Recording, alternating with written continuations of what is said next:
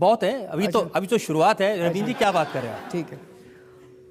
देशराज राघव अचल शर्मा के खिलाफ पिछली बार इंडिपेंडेंट काउंसलर का चुनाव लड़े थे।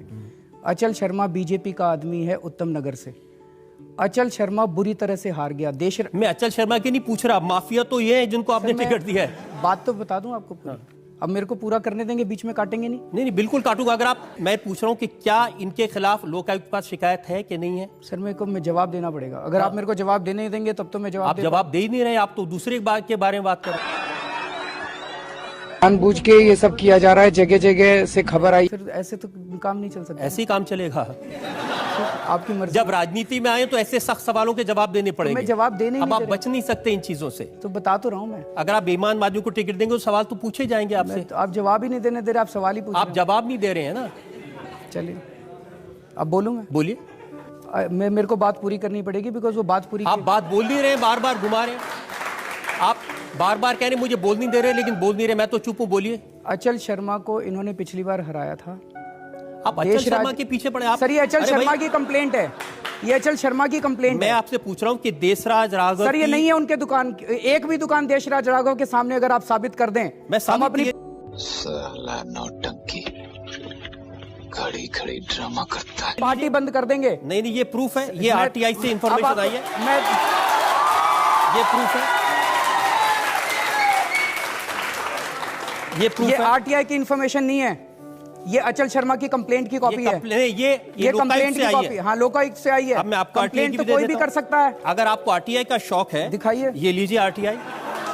ये आरटीआई की कॉपी है। इसके बाद भी एक और आरटीआई हुई थी। इसके बाद एक और आरटीआई आई थी। एक मिनट सुनिए। क्या बात हुई? ये आरटीआई दे दिया आपने, इसके बाद एक और आरटीआई होगी। सुनिए तो सही, आप मेरी बात नहीं सुन रहे। ये जो आरटीआई आई थी, एक मिनट, ये देशराज राघव के खिलाफ एक आरटीआई है।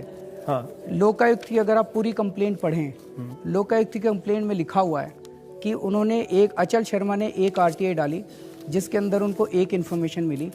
उसके बाद उन्होंने दूसरी आरटीआई डाली जिसमें डिपार्टमेंट ने ये कबूल किया कि हमने जो पिछली आरटीआई का जवाब दिया था वो गलत था और देशराज राघव के नाम पे एक भी दुकान नहीं है। देखिए, आपके समर्थक के बारे में इल्जाम लगे तो आप एक आरटीआई, दूसरी आरटीआई, लोकायुक्त ये सब करने लगते हैं।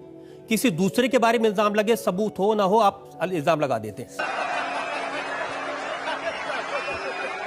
मैं जिस देशराज यादव की एक इंटरेस्टिंग बात बता देता हूं, ये तो छोड़ दीजिए। चलिए, आप कह रहे हैं पहली आरटीआई, दूसरी आरटीआई। इनके पिताजी की डेथ हुए 4.5 साल हो गए। ये मेरे पास बैंक के रिकॉर्ड है, उनकी पेंशन अभी भी उनके नाम में आ रही है। सर इन्होंने देशराज राघव ने बैंक को और डिपार्टमेंट को उसी टाइम लिख दिया था। अगर आप मेरे को बताते। इतने दूध के धुले कि बैंक को कह दिया पिताजी के पेंशन मत देना, मरे हुए 4.5 साल हो गए। कह दिया था सर। क्या बात कर रहे हैं? मैं आपको चिट्ठी की कॉपी दिखा देता हूँ। मैं आपको चिट्ठी की कॉपी दिखा देता हूँ। बैंक की कॉपी है, अभी हाल ही में बैंक में जमा हुए पैसे। हाँ, तो सर इसमें से उन्होंने 4 साल पहले जब उनके पिताजी की डेथ हुई थी, उन्होंने जो चिट्ठी लिखी थी बैंक को, वो चिट्ठी की कॉपी अगर आप मेरे को पहले बताते, मैं वो सारे सबूत लेके आ जाता आपके पास। आप पहले आदमी जो मुझे कह रहा है आपकी अदालत में आया तो मुझे पहले बता देता क्या करना है। तो सर अगर आप ये डॉक्यूमेंट्स दिखा रहे थे, ये तो वन साइडेड डॉक्यूमेंट्स है ना।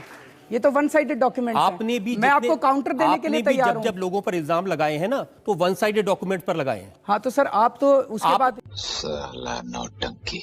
आप जब प्रेस कॉन्फ्रेंस करते हैं जिसके खिलाफ में, उसको पहले बता देते हैं मैं आपके खिलाफ ये बोलने वाला हूं, जवाब लेके आ जाओ।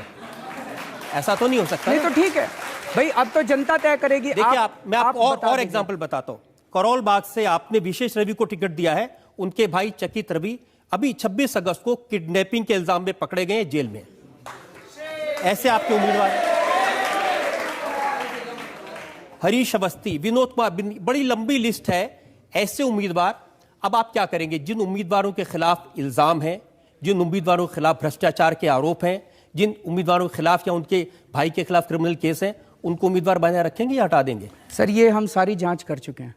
ये सारे डॉक्यूमेंट्स आपके पास वन साइडेड डॉक्यूमेंट्स। आप ही जांच करते हैं, आप ही फैसला करते हैं, आप ही उम्मीदवार बनाते हैं।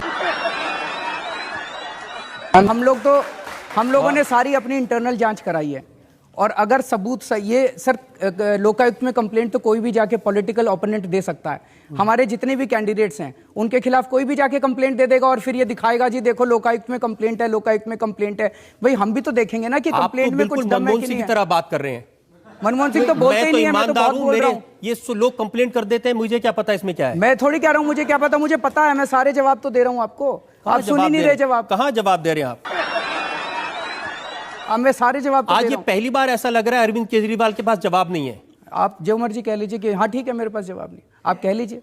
नहीं, मेरे भाई कहने से आप, क्या है? भाई आप देखिए, आप अपना मन बना बैठे हैं, आज आप अपना मन बना बैठे अब हैं। ये भी आर्गुमेंट नहीं चलेगा अरविंद जी, जनता बैठी है सबके सामने, मैं कागज दिखा रहा हूं, सवाल पूछ रहा हूं, आप कह रहे हैं मन बना बैठे हैं। अगर मन बना बैठा हो तो आपको बुलाता क्यों और आपसे सवाल क्यों पूछता? सर जो आपके पास डॉक्यूमेंट्स हैं ये सारे वन साइडेड डॉक्यूमेंट्स हैं, एक एक केस की हम लोग जांच कर चुके हैं।